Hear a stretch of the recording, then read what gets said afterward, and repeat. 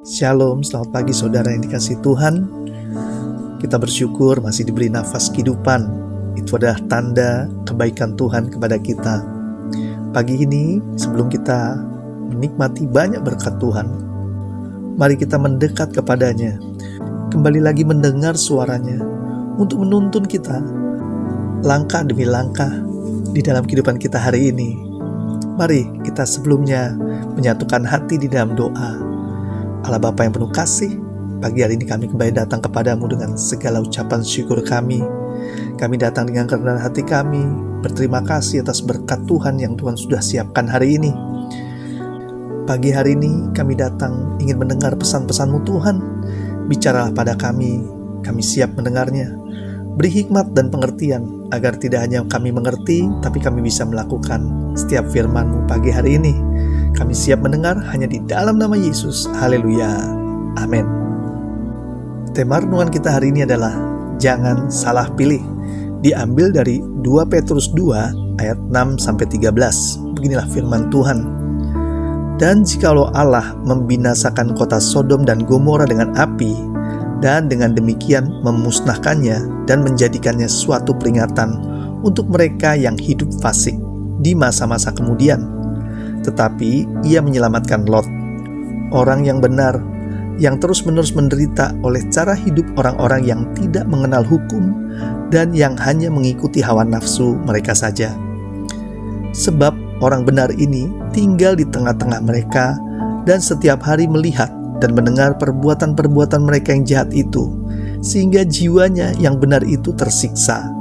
Maka nyata bahwa Tuhan tahu menyelamatkan orang-orang saleh dari pencobaan dan tahu menyimpan orang-orang jahat untuk disiksa pada hari penghakiman, terutama mereka yang menuruti hawa nafsunya karena ingin mencemarkan diri dan yang menghina pemerintahan Allah. Mereka begitu berani dan angkuh sehingga tidak segan-segan menghujat kemuliaan.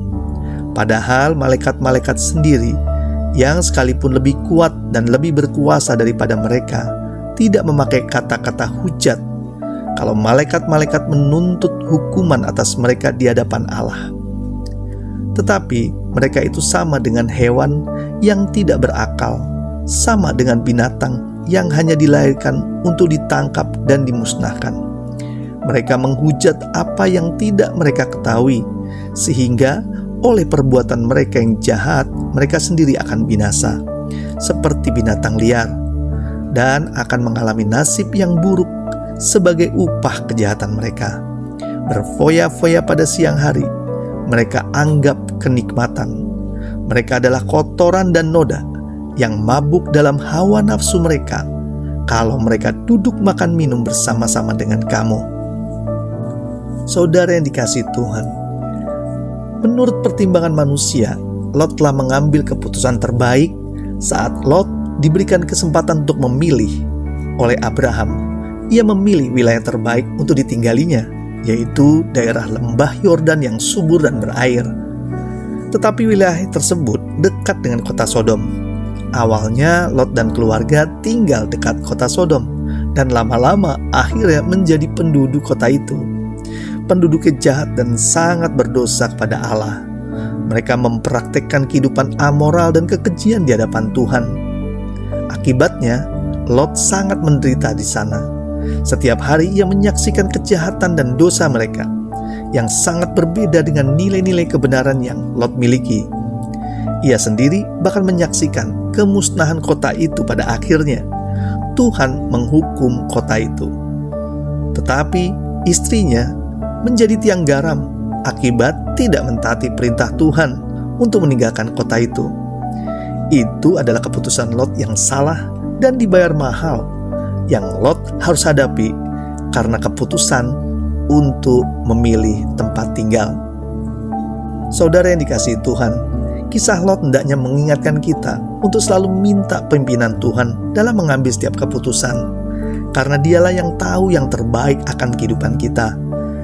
Pertimbangkanlah dengan baik dan matang setiap keputusan, terutama yang berhubungan dengan pindah rumah, pindah pekerjaan, dan lain-lain.